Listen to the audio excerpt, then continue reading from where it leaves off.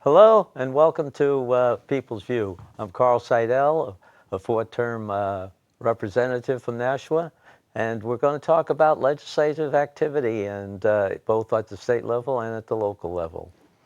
And we have, Kevin Scully, former state rep from Ward 6 in Nashua, New Hampshire. And hi, I'm Dan Moriarty, former alderman. Now I'm just a homeowner. okay, just a homeowner. Just a homeowner. Well, what do you guys want to? What think's a hot issue up there in Concord? They're having lots of arguments and stuff apparently. Oh boy, I was actually up there today. I went up for the old homecoming day. That's It's the right. Did you get your 200th. picture taken too? No. If they did, if they were taking pictures, they didn't ask me.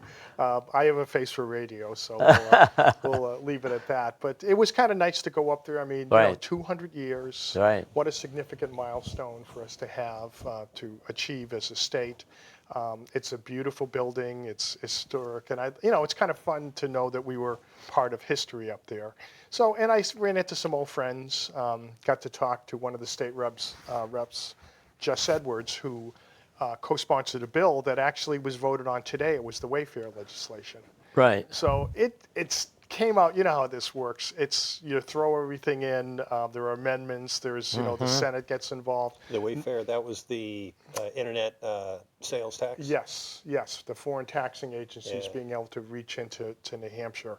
So I've wondered, how are they going to actually enforce that? Is Wisconsin going to send the cops into New Hampshire to? Well, they get a writ. Apparently, it's the way they don't. They get the yeah, the they can courts. get, well, there's a couple of different ways you can do this. I mean, so the foreign taxing entity can get a default judgment Right. if they basically sue you and you don't show up. Okay. Or Oh. you could show up and they could still get Okay. a judgment against you in their court, and then they bring it to New Hampshire. And because of the full faith and credit clause of the U.S. Constitution, Right. that we have to basically accept their court ruling as our own. So I think they call it Yeah. what's And the so that's term? why Governor Sununu wanted to get that resolution through that the Concord would say we're not going to acknowledge that stuff. That at least give business owners assurance that New Hampshire's going to Fight it. You're going to fight it. Right. So And what that happened? never went through. Well, last year, yeah, they tried to put something through, but from my perspective, it was they had already surrendered what I consider to be the battle, which was they were accepting that foreign taxing bodies had the right to tax our businesses. Right. And so we actually shot it down. And I like to think I had a little bit of a part in Okay. that in Good. terms of doing that. It left everything up in the air. So I had actually put together Well, you voted legislation. against Sununu's initiative? Yes, I did. Why? Because I thought it was the wrong thing to do. It was better than nothing. No, I think it No, was no, worse no, than no. nothing. He got what we're saying is he stopped it before the first step was taken.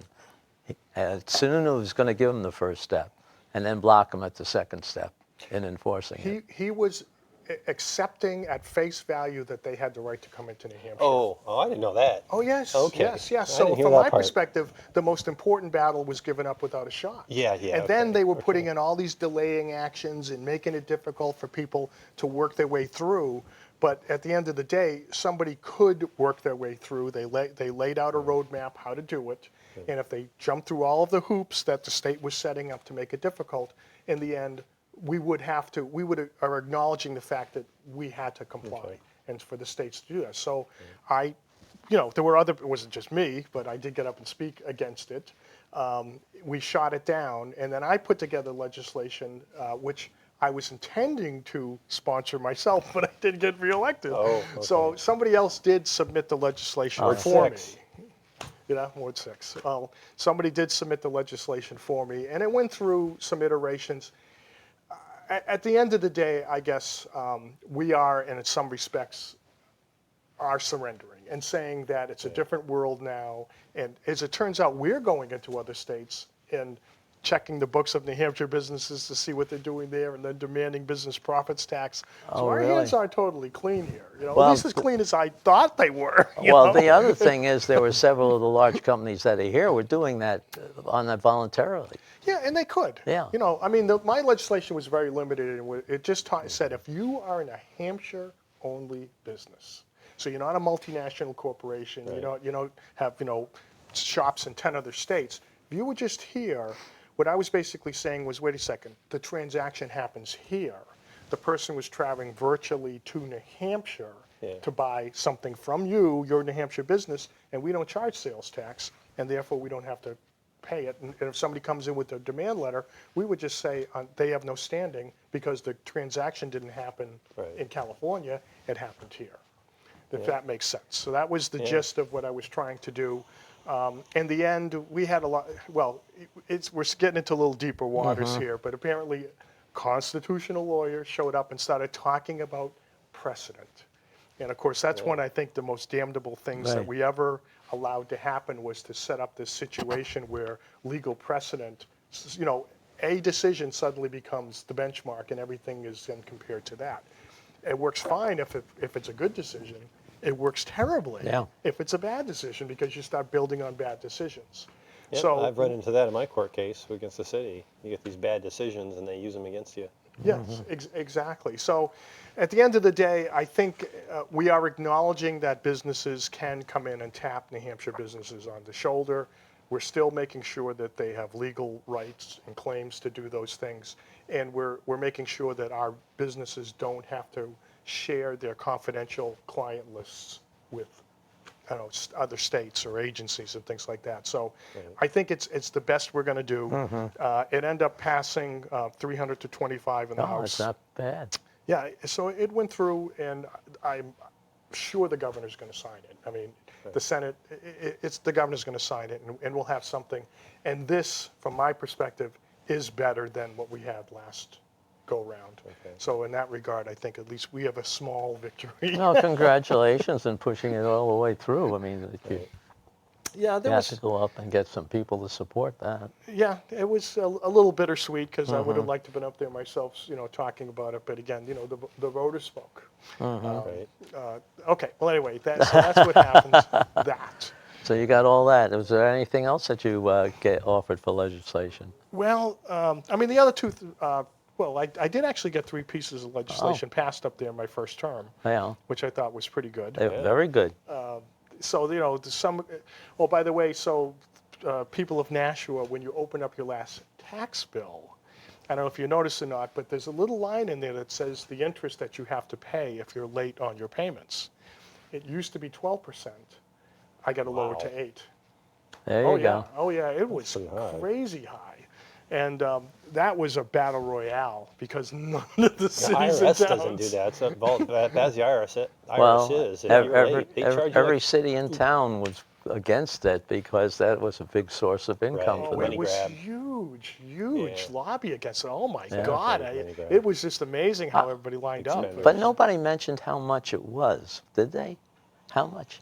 I don't understand. How much they made on interest payments? It's I- just that they saw somebody taking away their dessert, and Exactly. they got a little bit upset about The New that. Hampshire Municipal Yeah. Association, I think, estimated it was $28 million statewide. For statewide. And I think the city of Nashua got $900,000. Oh, really? A lot in of late interest payers, payments. huh? So I dropped it down to 8%. So you could, the city, I think, I won't mention names or people I had conversations with, but they weren't happy about the fact that I, quote unquote, cost the city money.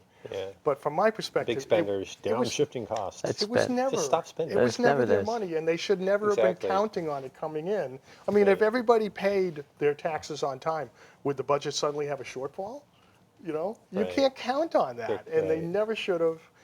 They've taken it less than they used to, but from my perspective, they were taking it from the people who could afford it least. Right. Because you don't pay. Who doesn't pay their property taxes? Right. It Mine's happens in my because escrow. I don't have any choice. yeah, you get into trouble. Yeah, who even does have the option? People who own their homes, maybe? Yeah. You You- had people like seniors who own their homes don't have a mortgage anymore. Right, and suddenly they have a And so they huge get a good medical tax- they bill get or a tax something like bill that, and and everything. now you got to pay the medical bill, your taxes. Yeah. There's not enough to go around, and there's this, the city. Right. And I won't blame the city, because this was done at the state level. Yeah. I will say that the city Probably fought with me. a lot of the city lobbying, that's for sure. But yeah, to suddenly say to some poor senior on fixed income who's got huge medical bills and the Yeah. car just needs a new transmission, we're going to charge you 12% 12%, interest because yeah. you can't. And then if you didn't pay it, if it got far enough along, they hit you with 18% interest. Oh, it was nuts. Yeah, yeah. So I got that changed. So when you open up your tax bills and you see that line on there that says 8%, that was me. Okay, congratulations. That's right. Remember that Ward 6? Well, you said you had three. Why don't we talk about the third one? I do, I scan and well, let's start. School, Nashua School Board. Do you want to talk Yeah, about Yeah, that one let's now? let's talk about the school Boy. board. Okay. Well, They tell me I should be watching those because it's entertaining. oh God, it was just a mess. I actually had an op-ed recently published. Yeah, in the it's a National. very good one, by the way. Oh, so you did I get a chance to read yeah. it. That was one that I was bringing in, but I Oh, okay. left it at home. It bothered me terribly because I felt, from my perspective, there was an organized political hit that was attempted to be made on Doris Hohensee, who is a Yeah. conservative member of the board. And it was quite clear to me that this was something that was being coordinated behind the scenes. Yeah, absolutely. The fact that all three, the board, Heather Raymond, the board president, Mosley, the superintendent, and the Nashua Teachers Union all came out on the same day with their all independent letters all calling for Doris's resignation. Yeah, yeah. And I'm looking at this saying, what is going on here? Well, I mean, the Board of Education is supposed to be an independent agency that's overseeing the superintendent and the teachers union and Yeah, everything right. else. Exactly. And it looked like they were all getting together in a back room and, That's and right. making this deal. Well, they made the resolution without taking a vote on in the was no committee to meeting, do yeah. that. Yeah. The chair did From the it on very her own beginning, volition. I would, well, the very beginning, since the last couple election cycles, I read the union leader, so I get my perspective from whoever reports on that. But you can hear from the quotes, the way people say things.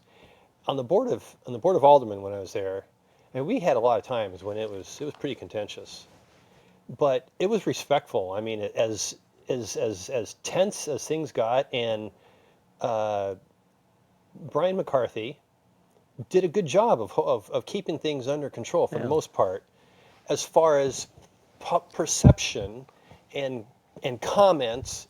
And he lost his temper, and I'd lose my temper, and people would keep it under control. And it was the way we held to the rules of Mason's rules, and you would be called on, and I could see him on times when he would begrudgingly call on somebody, and because that was protocol, and it was that's the way you do things. The Board of Ed, the chairman has no idea how to run a meeting. No. Doesn't know the Masons rules. They're violating left and right. They say things, they do things, and then you have these people who have been elected in. You have a whole half the board is novices. So they come in and they feel like, I'm going to run the show, and they make these comments like, I'm in charge, we're going to outvote you. It just seems so immature. It's amazing. Well, I'm amazed at a couple of things, and I guess they've allowed the superintendent really to guide the direction of the school board. Now, he's an employee. He's not the one that should be doing it, yet they write, as I understand it, they write up the agenda for every meeting, okay, because they have the secretary, the superintendent Yeah, does. the Board of Aldermen, not the people who are overseeing Not the chair of the committee or the chair of the subcommittees. Right. None of those people do that. Yeah. And the superintendent has gotten so that, well, funny, when somebody went in there that he didn't like, he kicked them out and he had the police take them. Now that's uncalled for. That isn't necessary. He lost that one. But he did Cost us that. a little bit of money too, didn't it? Yeah. I mean, the taxpayers. Exactly. We're going to be But paying that's what he's running that. He's actually they vote for everything that he puts up there. Yeah, they need someone. There's no real discussion, and I think that's what Doris was trying to say. Let's follow the rules. Let's have a discussion. Let's not go and have what was the thing on the election that the students ran? That they didn't have any rules. They was they had supposed to have rules on that, but they ran the election just because they didn't want to bother with the rules. Right. Well, I have to tell you, I was really almost shocked. Well, I was shocked, quite honestly, when I went to the Board of Education meeting and I saw the city employee, the superintendent of schools, sitting up at the table with the other Board of Education members. Now, I'll talk to you from my legislative experience. We oversaw state agencies, and we would have the heads of the agencies come in to testify. We would sit in our group because we were the elected officials. They would be at a separate table. They would give testimony. We would ask them questions. It was very clear to everybody involved that Who there was a ran it, separation right. of power and Yeah, yeah. responsibilities. And to see the superintendent of schools sitting up there among them, as you said, from all intents and purposes, running those meetings, it's, oh my God, where's the oversight here? Where's Yeah. the independent oversight, power, and authority? Yeah. Yeah, no. even on the Board of Aldermen, the mayor is an invited guest. And Donna Lee Mayor Lozo would always make a point to formally say, thank you for inviting me, and then commenting. And it was held, it was run by the rules, run ship shape. And Yeah. the Board of Ed, the way it's been recently, I mean, back when Farrington ran it was pretty tight ship. It went well. But the way it's run now, it's just sloppy. Oh, Farrington was the one that couldn't get past Exactly, and he won. it. He knew the rules, and He he, knew the wasn't trying to rules. break anything. Exactly. But, okay, well, what are we going to do? Tell people, hey, you got to get a balanced board there, the one You that do, you works need to on vote. it, You need to one that takes hopefully- responsibility and follows Yeah.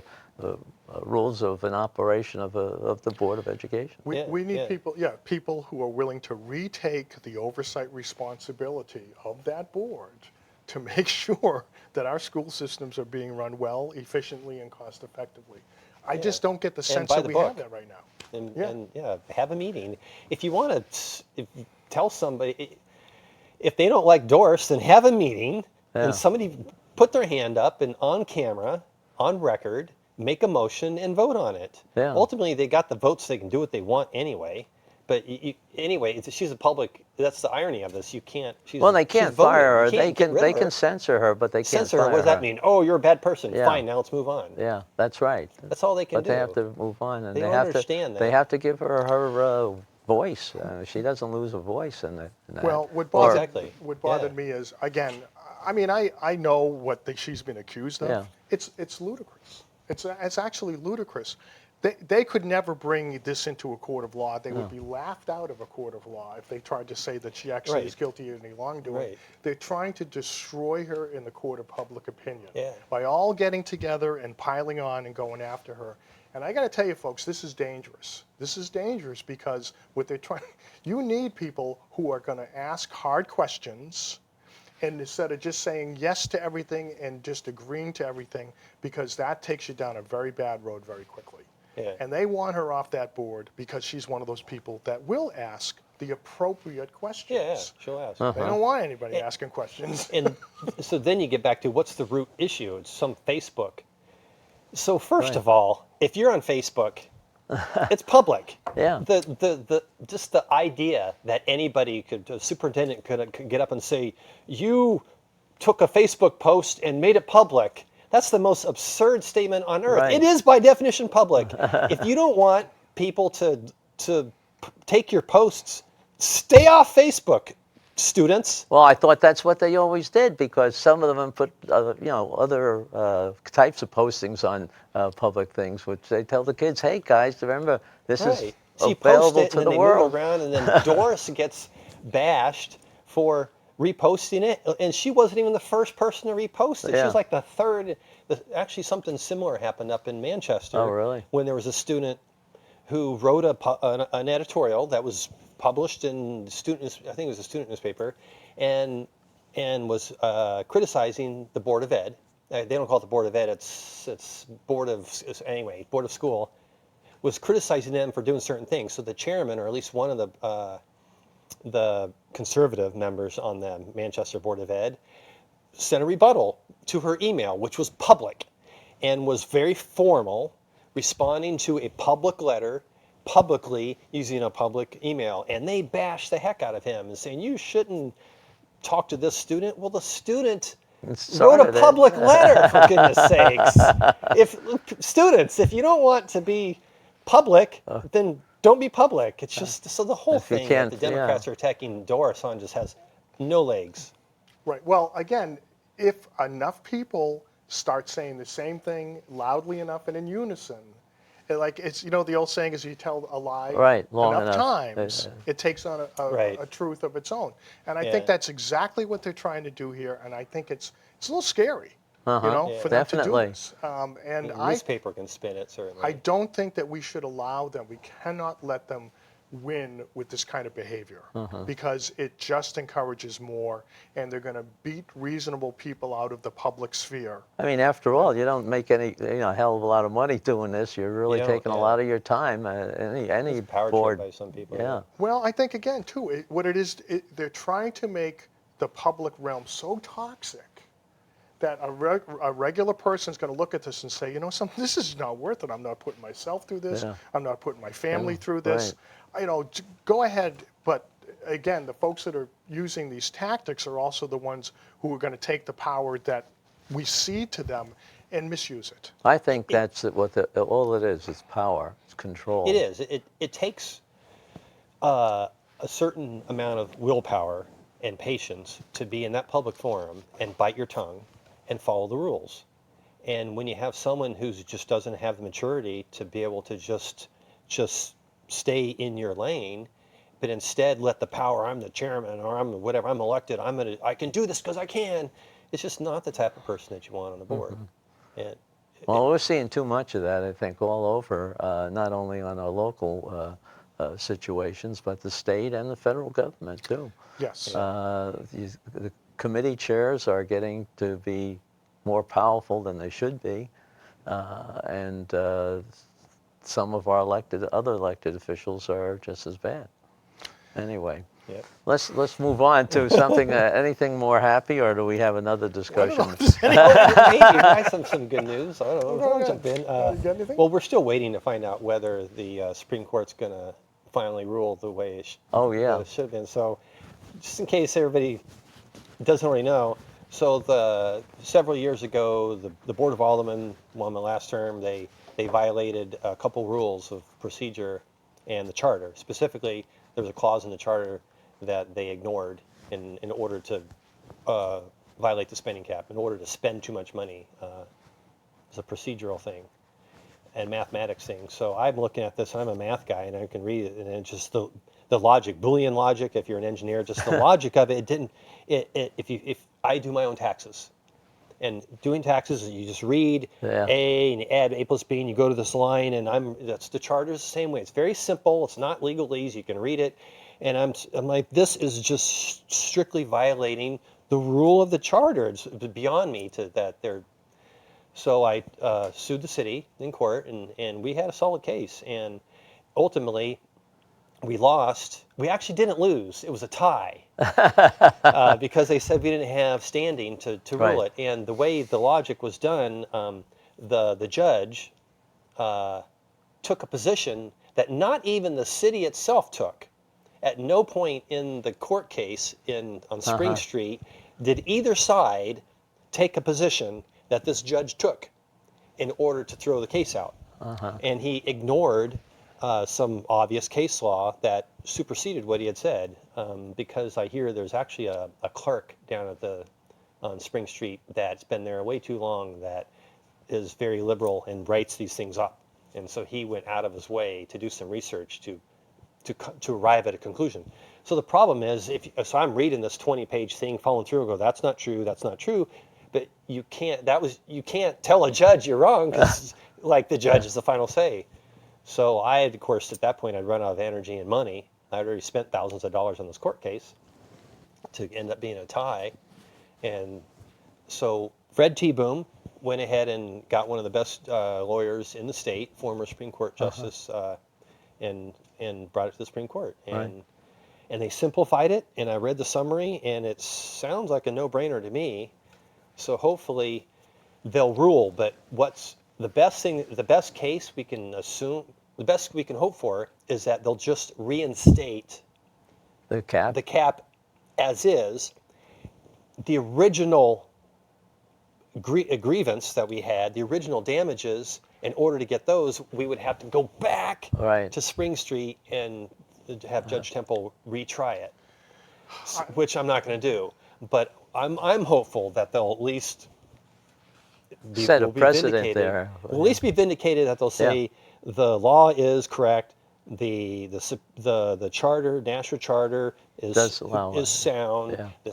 The cap is defendable, and you have to adhere to it. And Right. then we'll just say, okay, Yeah, I listened lesson to learned. I listened to the oral arguments. I thought your lawyer made great Yeah. presentation. Yeah. And it's kind of interesting, like, how much can you read into the questions that the Supreme Court justices actually ask? But I thought they were buying the argument. Yeah. Your legal argument, which I think is the correct Right. one. I am concerned that they might try to boot it back down to the lower court and saying, well, you got it wrong, do it again. I hope that's not going to be Yeah. the case, because they got it wrong. Why not just fix it right now that it's been brought to their attention? Well, just so I hope that in the future, they don't try comparing two different budgets and trying to, one that has Exactly. yeah, I mean, that's So a that lot, won't get, that was but so, that's not going to get resolved. That's the unfortunate thing. it's not going to get That was resolved? the fact that they were comparing two. They were Right. doing two sets of rules Right. instead of one set. When you fill out your taxes, there's one set of rules. This year's law, the tax rate may be different than last year, but when you fill out your taxes, there's one set of rules. Right. The fact that the city decided to use two completely different sets of rules, that was the ultimate reason why I took it to court. That won't get resolved. That But I hope they don't try that again. I mean, that should be, I certainly would think that would be a stupid move to try it again. But you know what? Another thing I learned, through this all, it just comes down to voters. Yeah. The city hall, don't fight city hall. They can do whatever they want. Judges can do whatever they want. All the elected officials, everybody can do whatever they want. They can break the law as often as they want, and they will. And there's nothing, even as an elected official, I can do if I'm outvoted. If it's 10-5, if there's nothing I can do. Ultimately, it comes down to the voters in the city. Hopefully, they can become aware of what's going on, and that the politicians take the voters for granted, assume that they're idiots, and that they're not going to pay attention, that they're not going to read the chart, the 300-page budget. It just comes down to votes. And getting the right people in there who are going to watch out for your interests. Right, you need the people to vote them in. Well, Yes. maybe we can serve as a help on that. I mean, I like to think that we're discussing some pieces of literature here, some of the pros and cons that need to be exposed, that you don't read about in the paper or hear about on TV or radio. I don't know if, pounding our own chests, but people ought to try to get more information. And I'd like to have them write to us and tell us what they think about what we say, and ask questions Ask of us us. to research it. Right, right. So we'd like to hear from you. You'll see at the end of the show ways of contacting us. But anytime you want to call me, my number is 400-1430, and I will Alderman take your call. Moriarty at Gmail still works. Okay. Even though I'm not an alderman. Okay. But anyway, let's go to some more controversial stuff. The rail issue. Yeah. Now, here we don't have agreement, I know that. And That makes for better television, doesn't it? We'll go it on. may be. But today, there's two things that's going on up in Concord. One is a bill that we do take the SB 241, I think it is, where they get the program to do the development stage of having rail issues from Manchester into Lowell, Massachusetts. That development stage is the last stage of any capital program that tries to go through, whether it goes through the 10-year plan or any other thing. In that, they do all the final analysis of the rules and regulations to do this, how you build it, what studies have to be done before you actually go ahead. That takes a 2 to 3 year period, and you get that information. Once that information is out, then people start talking about a decision on whether to actually go through with the project. Okay? I happen to be on the mayor's rail committee, but I did it for one reason, because as a member of the Public Works Committee, I had voted against that for for I think it was 3 terms, and then on Mayor the last Donches? term, what? Mayor Donches? Mayor Donches is Rail? Rail Committee. Yeah, Oh, I'm on the okay. town So committee. he put you on it even though Yes, you're an opponent? because I Oh, good came for and him. I wrote, well, I said, for one thing, you're not selling it right, okay? You're saying it's just to do for commuters out of Nashua and Manchester. Well, you got all the cities around it. If you're going to make a sell on that, you got to find out if you can service the cities around it with the rail, and how. And is there anything else besides commuters? Is there anything that will bring people up here? Well, there are things like that. So they're talking about it. But what we're trying to do now, from the Rail Committee perspective, and I'd like your response, is look at all the different things around. We've contacted industrial park developers. There's lots of problems in transportation, getting workers to some of those industrial parks. Not everybody has a car. Not everybody has the ability to get out of wherever they are. And people from Lowell might want to come up here to work, so they might want to take the train up or something like that. But that's one of the things. Southern New Hampshire has done a magnificent job educating people on the website. But each one of those people doing a program have to come up periodically to visit the university. So you want to make it easy for them to get up to the university. There's other schools like that. Riviera has schools that people are trying to look for graduate studies, for example, MBA course or something like that, where you go to school at night. I've done that personally. I went from Long Island into New York City to get some training in chemistry. Anyway, there are a whole bunch of other You're a ways of nuclear looking engineer, at it. right? Radioactive. Radioactive chemistry. Anyway, there are a whole bunch of different ways of looking at it. And you want to see what the expense is. How do you set it up? Well, we have some private organization that wants to run it, a commuter train, just in the morning and in the evening. We have the, what do they call it, the corridor, the rail corridor up which Capital was Corridor. originally planning all the way up to Concord. That's the long-range plan. Right. And we also have another availability of a regional transit authority that might be a better way of financing it, where it's financed more by the people that it serves. And it's governed by, you have a separate government for it. But all those things can be looked into. And then when you make the final decision, you have to, okay, does it make sense monetarily? Does it make sense servicing all these people? Can you do that?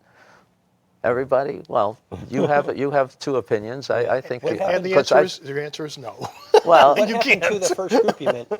One of the last things I did when I was in the alderman was agree to be, the city of Nashua was going to cooperate with that private company that was supposed to bring rail. it's still there. It's still there. They're still working gonna on do it. But it doesn't mean it's going to work. I mean, they're working now on a set from Worcester to Providence. Okay, if they pull that off, then they'll pay attention Yeah. to Nashua to Lowell. And I learned something during that. I asked a couple questions. I was actually one of the only people to ask a couple questions that day because everybody was so pro-rail that they was like, yeah. And I'm thinking, this doesn't add up because I read the studies. I don't know how many people on the Board of Aldermen, how many people actually read the commuter rail studies of all 70 pages and all 200 pages of it, but I actually read it, and the fact that the issue that bugs the people, the opponents of rail, is that it requires subsidy, and so I'm asking them, so I'm wondering how come they don't need this subsidy, and every other report that I read requires a subsidy. And so I asked him, and they didn't really want to answer, but he came out and finally admitted that they were going to charge full price tickets. Wow, what a concept! They're actually going to charge the people to pay what it costs to ride on the train, and therefore they were not going to have to need subsidies.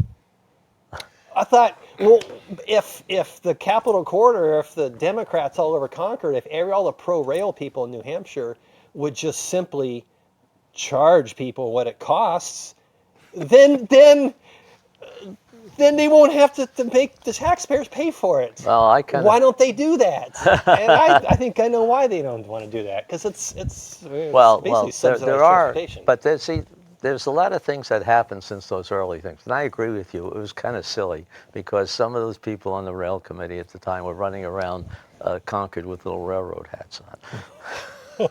Every time they had something that came up on it. But Exeter and Durham, I guess it is, have transportation into Boston on the train that comes from Maine, Yeah, and Downeaster. they have a growing amount of commuters that get on there. I don't know if those numbers make sense yet, but at least now we have something to look at. Yeah, That's being subsidized. State of Maine, I think, is giving them $2.5 million a year. So Yeah. again, it comes down to this. Well, If that's you- what you want to do. So you got to I decide. know I don't want to do No. that. Well, They can pay no, the price. if it's developing your economic areas, if you're getting people we have how That's many? the question. So go back to the most recent study on the commuter rail, and it comes down to the assertion Right. that rail causes an economy to grow around it. So the math works out if the $300 million capital cost and annual $10 million subsidy is such that if that creates 3,000 jobs, then those 3,000 jobs per year will cause enough economy, because each job is $100,000 worth of economy, and you have a 10% tax rate overall. So you take the 3,000 jobs times the 100,000, which is 3 billion, times 10%, which is 300 million. There's your 300 million. So you do the math. I think I lost a couple digits there, but that's where the number. So there's a number that you can say how many jobs have to be created for it to break even, for it to make money, and for it to lose money. And you can relate that exactly. That's very easy to do. $300 million, you need 3,000 jobs is a magic number. If you get 5,000 jobs, well, heck, your train's going to make money for the state. And if it's less than that, then the state's going to. So if you have 5,000 extra jobs, there's going to pay tax dollars, and it's going to displace. It's going to put money into the budget. So the big question is relating the commuter rail to how many jobs it's going to create. And so you go through like chapter 7 of the study, and you go down, it refers to appendix B, and you go to appendix B, and it refers down to paragraph 7. You go to paragraph 7, and it talks about this simulation, economic simulation tool called, I forgot what it was. I used to know what it was, and it's actually a reputable simulation tool, but it all comes down to some person with a software package doing simulations. And that's the whole crunch. And it's the numbers can go either way. And so so you go historical numbers. Can you show me one rail system in the United States that doesn't need a subsidy? No. Okay, all right. But all hold right. on. But Okay, let's start You to got to start. you got to just determine whether the subsidy is worth it. right, And if that's the all. subsidy is worth To it. who? To who? But okay, so now you- we're getting. if the You get government an increase in the tax income. It's a big if, right? If the government subsidizes at $10 million a year, and if that $10 million a year causes 1,000 extra jobs, and if those thousands extra jobs end up paying $12 million in taxes, then it's a net win. Okay, That's how it let's- works. let's go But back the to- problem is it actually doesn't create the economy necessary to It won't. cause the jobs to pay the taxes to offset the subsidy. I found a wonderful federal study. Now, it's a little dated now, but it was talking about it. And the gist of the study was, how come we keep getting this so wrong when it comes to commuter rail? And I looked at the study, and it came down to this. That, it's funny. I always said that the construction costs will always be more than initially Yeah. estimated. I agree. You with can look at the green line down there. What is it? A 300% increase now yeah. over what they originally said Right. it was going to cost to sell it. to Right. people. Yeah. And then on the other end of it is how many people are actually going to use it. And they always overestimate Right. that as well. So they underestimate the cost, they overestimate the ridership, and what it Right. ends up doing is you spend $300 million. Let's use that number. We'll say Right. $300 million just to get it to the point where you can actually start running the trains. Right. They won't have the ridership that they projected, and now we're in with both feet, and we're going to be subsidizing this thing at a higher cost forever. You I don't. mean, so for less than 1% of the state of New Hampshire can ride the choo-choo? Everybody in the state of New Hampshire is going to pay a subsidy No, no. forever? Well, that's it. There's other things you can do. As I said, you could set up a regional transit authority, which affects only the areas that the people are going to use it. More bureaucracy. Well, it's not more bureaucracy. It's a different type of All right, well, bureaucracy. let's talk about, It's the same thing. well, to me, it's just the growing of more government to justify spending more money on something that's going to fail economically. You talk about Well, even the if it creation does of the, break even, well, all right, let's do we talk really about the creation need of jobs. to spend all that money to break even? Why not just let the autonomous cars? It's going to solve the problem for us in 10 years anyway. I mean, I Well, always that's going liked, to be quite a while before that gets on Yeah, it'll there. be I was at a conference in LA, just Waymo was we're, giving we're a few years presentation down the there, right road from there. that. We're a few years down the road from Probably that. about I mean, 5. honest to God, I like buses a hell of a lot better than Well, trains no, no. because you use existing infrastructure. Okay. They're scalable. You can go up or down That's, according to the need. I agree that they're more flexible. And I think that's what's coming out of this final analysis. It's not only we're talking about trains, we're talking about bus, and we're talking about any multiple modal type of transportation. There's another study going on here in Nashua that includes about 2/3 of Hillsborough County on buses. And the trains are good from point to point, and the buses are the ones that spread out to where they have to go, where the people are that are going to be using it. I think we need a better transportation system in southern New Hampshire. We just don't, I mean, again, going back to that article, and I wish we By the way, brought what's that- it for? What? Why? Why what? Yeah, what do we need this transportation system for? Because people are asking for it, apparently. I don't know. Or, That, mean- the federal government is pushing that. Well, I'll tell you what, from my perspective, Yeah. I think what's going to happen is the trains, some people will use the train. We're going to become a bedroom community of Boston. So people will buy up here because it's less. They'll take the train in. The economic development will continue to happen in Boston and not here because nobody is going to live in Massachusetts, buy the more expensive house down there, pay the Massachusetts income tax to drive up here on a train to work in a New Hampshire job. It's just not going to happen. It happens to a lot of younger people who want to be in the city to live, but yet they want a more interesting job out here. or if there's just a job period, they'll take it. Do you think like there's BAE, 3,000? Sure. I mean, What? Do you think there's 3,000? You think Yeah, there's going to be sure. people? That I'm sorry. I disagree. I think we're going to build this thing. I'm gonna Well, how many- I don't want them coming to New Hampshire. Well, that's a different We got- thing. That's we a got- different Let me ask thing. you this question: what should the population of New Hampshire be? I don't know. What is the population of New Hampshire? 1.4 million approximately. Yeah. Yeah. So what should it be? Do we want to constantly grow the population? What's this obsession with? It's not growing the spending money- population other than you're building, you're trying to grow an economy up here. You're trying to get businesses to locate in New Hampshire, right? Right, but if I'm going to live in Nashua and work in Nashua, I don't need a train to Boston. No. So I don't want a train to Boston because I like first of all, I like New Hampshire the way it is. I think 1.4 million people is too many. But but even 1.4 million, leave it alone. It's fine. It works perfectly fine. It's growing. It's Well, at that's- the lowest that's the unemployment kind- rate in the country. Oh, I can't The argue economy's against that. If you don't gangbusters. want people up here, sure, you don't want any kind. You want to But I stifle certainly them don't and want to try- have the government in the business of transporting people into New Hampshire and taxing me to make them move to New Hampshire just because we can grow the population, and they're all going to vote all right. Democrat So, anyway. I mean, if we were going to spend $5 million a year on a subsidy, I think that's a reasonable estimate of what it's Yeah. going to be. It could be more, but knows? let's just say it's going to be $5 million a year. How about we skip spending the $300 million to build the train line?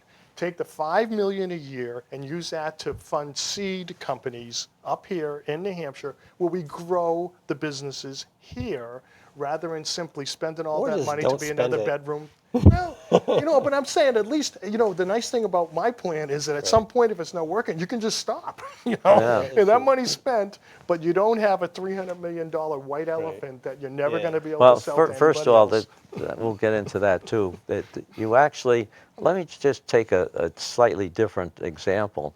And you know how long Broad Street was taken to get, they go through the same process. They had federal money and then To they get had, paved what? or to get built?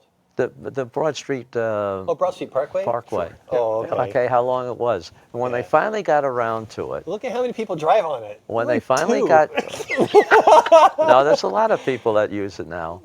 Actually, I've seen quite a few people using it. I use it also. I like go it. in there. A little interject for a second. That stoplight down where Broad Street meets Central and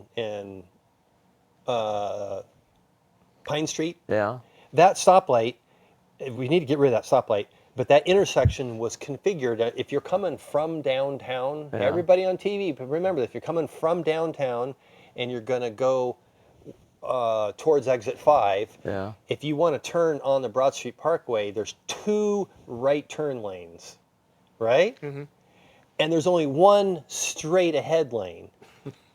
The traffic flow going in out, they what they need to do is take that stoplight, that median, and move it over so there's only 1 right turn lane and 2 straight. That way the left turn lane, people turn left, you know the intersection I'm talking about? Yeah, well, do. So that was configured mandatory agreement with Well, the state because that's a minor point to what but it had my to do with the exa- flow of traffic. It was all planning Okay, on, well, my point was going to be that they actually, when they went through that last phase, which we're trying to put the rail thing through, they looked at it and they said they don't have to be a 4-lane highway. A 2-lane highway was enough. Right. And this, that, and the other thing, they wound up saving quite a few dollars on the capital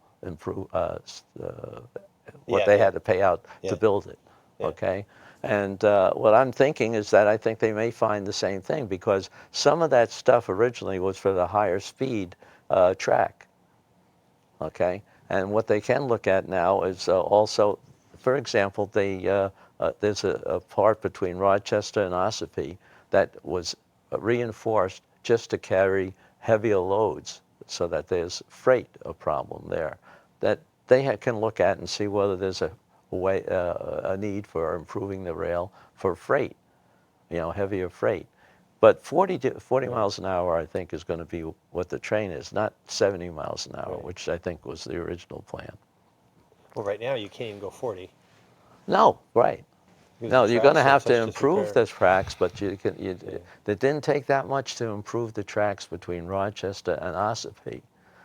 Okay, it wasn't $300 million; it was a few $1 million. Yeah, I have a friend, Dan Kelly, who's a big pro rail guy, and he was saying you could do it for a lot less money. But And- we and have a that's- company. So in the end, we have a company that's going to try and do this. They came to the Board of Aldermen. They got their memorandum of understanding, and everybody's on board, and they're going to do it. And Let them do it. They won't. Well, okay, Let they're them not do going to do another thing until they're finish their 3-year program from Worcester to. Right. That's why I wanted to have them at least do the study, and at the end of 3 years, you can look and see if that company had a viable plan. They Yeah. did it between Worcester and Providence. Okay, let's go with them. Okay. Or whether we have some other way, whether it doesn't cost $300 million, it costs 100 50 million. I don't know.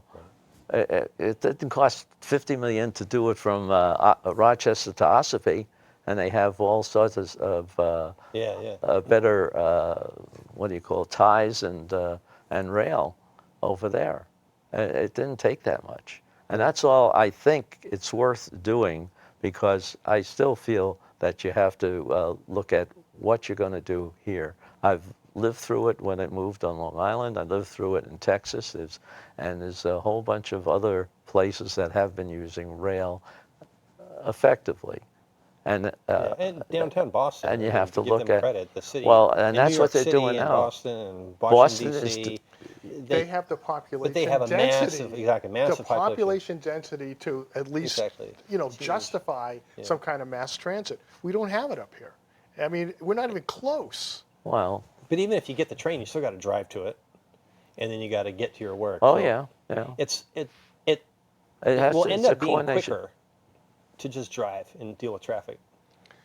I train. worked down in Any- Boston for 5 years. I tried driving down to Lowell, taking the train. You get to North Station. The trouble is North Station's not connected to South Station. You can't go. That's the fatal flaw of any kind of development right there is you can't get there from here because of that. So I ended up taking the bus. I took the bus and take me right down to South Station. I had a bathroom. I had Wi-Fi. I could do whatever the Yeah. hell I wanted. It was a hell of a lot less of I hassle. agree. I agree, and that's what the whole study is going to tell us. Yeah. Okay, well, Okay. after all this discussion, we're going to get to the point where we're going to say, something, let's put a No, couple what more I'm buses saying on is there. that you're bringing everything together and you're looking at it in a holistic type of way. Okay. That these are the different options and what mix is the best. I mean, could you use, for example, Uber is doing things down in Florida where they're trying to, with 10 passenger vans, ease the traffic down in Tampa, Florida. They have closed course autonomous vehicle Well, sure. transportation and Uber. Did you know that Uber is actually losing money? Yeah. Do you know why they're losing money? What their plan is?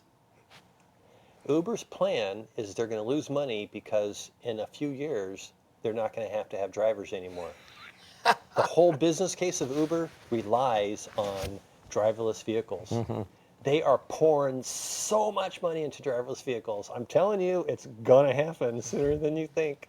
I mean, Well, it's the gonna whole be Uber fun to business watch plan that. is basically having an app on a phone that they can hook people up with, right? The barrier to entry is pretty They're low like, there. I think learned that that they're just a in couple trouble. weeks ago. That they're relying on autonomous vehicles to show up. Okay, it's That like is amazing. it's the transportation mode of the future, and it always will be. Yeah, so what that gives you is now the whole purpose, like what's the purpose of a train, is now been solved. Because now you can get someone who can actually go from point to point. You know what they Yeah, ought to do public is transportation. if they had those, you could drive on the train. You had multi-level things. You drive your autonomous car on the train. The thing takes you into Boston. You all scatter from the spot down there.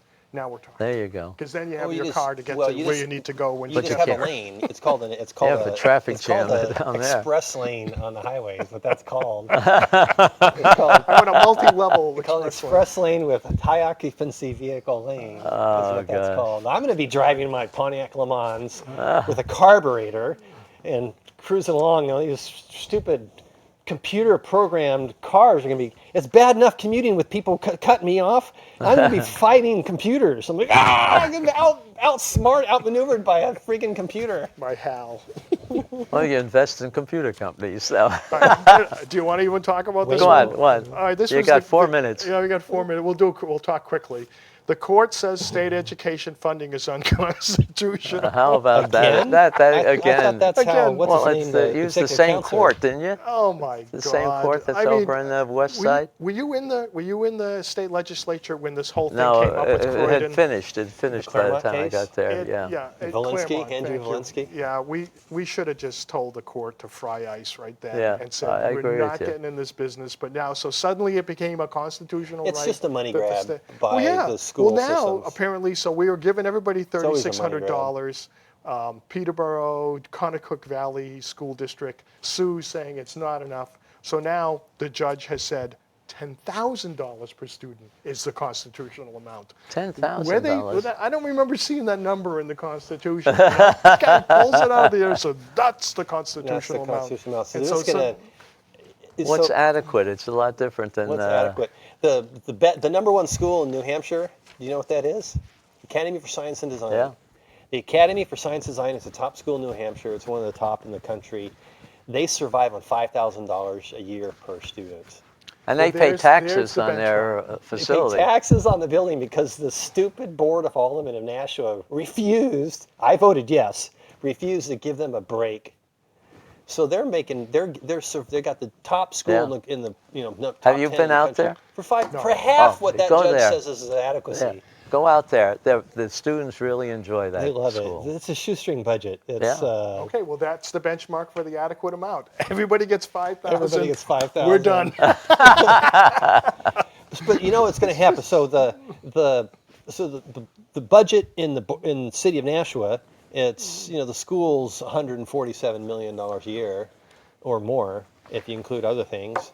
So the adequacy is just going to come in and they're going to say, oh, well, now we can spend another now we can spend $15,000 per student instead of $11,000 per Wow. student. Could we go back to the schools and say 10,000 is the adequate amount? You guys are spending too much? Yeah, wanna there do you that, go. yeah. Yeah, that's what we should do If because the state were to come in and pay all the money for everybody, I'd sign on to it if they made it a law that the cities were not allowed to spend any money on the school systems. yeah. There Let's you do go. that.